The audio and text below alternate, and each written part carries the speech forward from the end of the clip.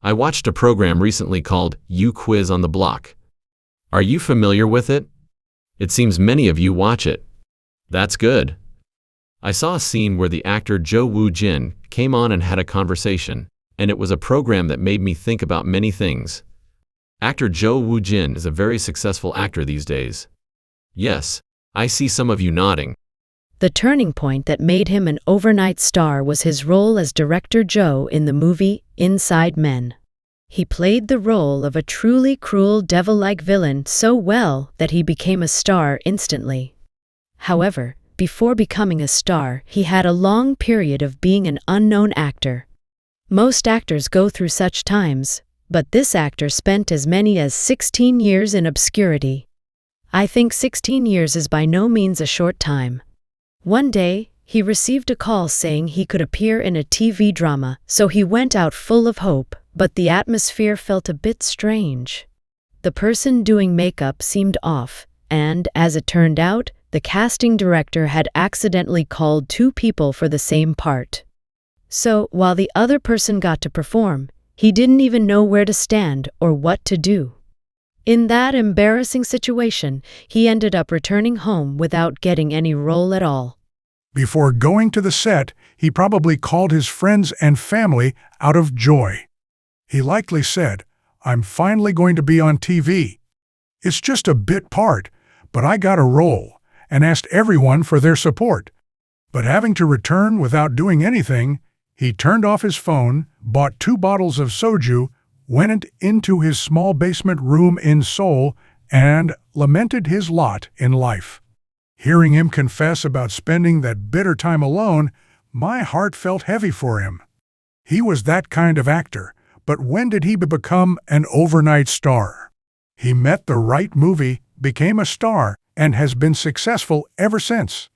I heard that now he films many commercials, appears in many dramas and movies, and his life has finally blossomed. Perhaps many unknown actors are waiting and grinding their teeth, thinking, "I wish I could catch an opportunity like that and become an overnight star. I wish such a time would come for me too." In the Bible, we see that the man we are looking at today, David, also caught an opportunity to become an overnight star at one point. When was that? It was his battle with Goliath. Who was David? He was nothing more than a mere boy. He was just a shepherd tending sheep in a local area.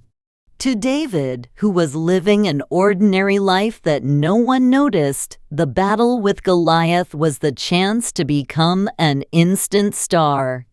While everyone was trembling in fear during the war with the Philistines, David relied on God, went out, and struck down Goliath with a sling stone. As a result, David became an overnight star.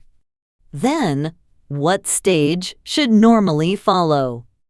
Like actor Jo Woo-jin, it would be normal for things to go smoothly and for a royal road to open up. However, in David's case, he experienced the exact opposite path. This was because King Saul became jealous of David and made up his mind to kill him. On the way back from victory, the women sang, "Saul has slain his thousands, and David his 10,000s." At those words, King Saul's heart began to twist with discomfort. He thought, "If I don't kill this David, I will die. I must get rid of David to live." From that day on, he became obsessed with killing David. David's life didn't open up, rather, it became more entangled. From then on, David had no choice but to live the life of a fugitive. He had to live a life of suffering, moving from mountain to mountain like a rebel leader and traveling the path of a refugee. In such a situation, David could have despaired and collapsed. Surprisingly, however, David did not despair during that period. He didn't buy 2 bottles of soju and wallow in frustration. Instead, how did David spend that time? He lived very diligently. He thought, "Why did God send me here? He must have sent me here to do this kind of work."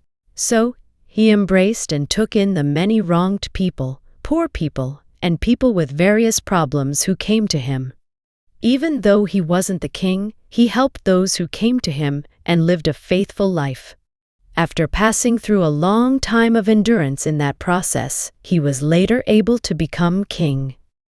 What do you think was the reason David was able to endure without collapsing when he was at a threshold of death, in a desperate situation where things were entangled and blocked? I believe it was in David's faith. If we speculate on what kind of faith David had, I believe David had faith in God. How did he view God? God is my shepherd. Like the confession in Psalm 23 written by David, he lived with faith, confessing, "The Lord is my shepherd, I shall not want." It was a difficult and trying time. He was living in a dangerous situation where he could be killed by King Saul. It was like walking through the valley of the shadow of death. Yet, even in such a situation, why didn't David despair? Why could he stand up boldly? I believe it was because he believed in the fact that God was his shepherd.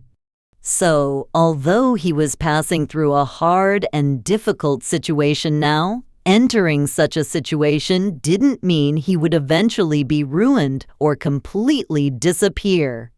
The Lord is my shepherd.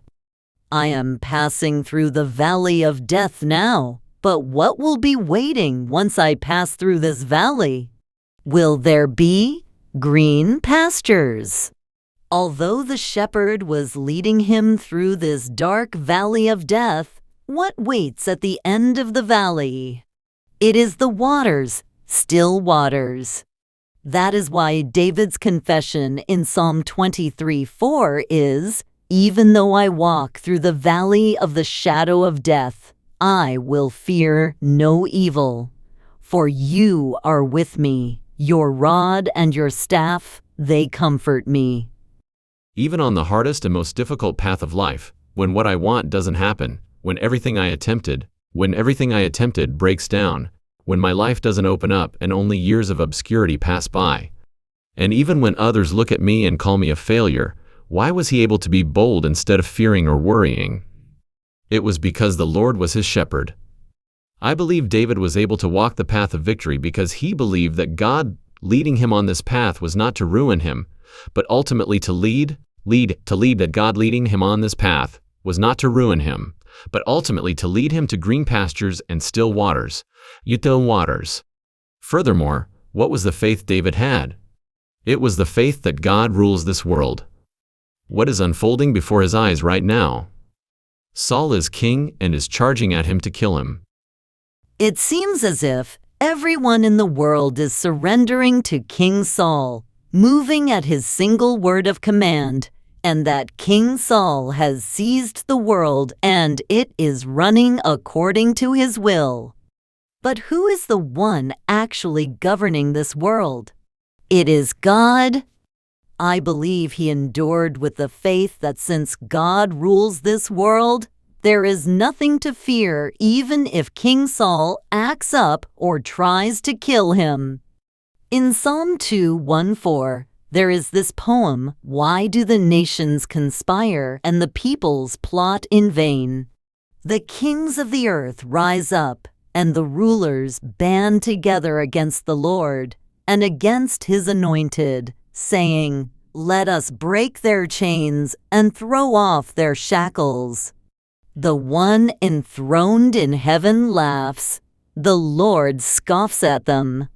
King Saul is charging to kill David now, and Saul is having his way, but David is not afraid. Why? Because he knows that although it looks like King Saul rules the world, it doesn't run according to Saul's will, but according to the fact that God rules heaven and earth. I believe David knew this and was able to win boldly when he realized there was no need to fear in that world ruled by God, knowing that the Lord was his shepherd. No matter how much the kings of the world act out, what has God promised? David, who was tending sheep, knew that God had sent Samuel to anoint him and said, "I will make you the second king of Israel." Because he knew that promise would not collapse or disappear, and that God governs this world, there was nothing to fear. How could David fight Goliath? How could that small boy fight such a great warrior? It was because of the fact that God rules. Victory does not lie in guns and swords nor in spears. Victory depends on whom?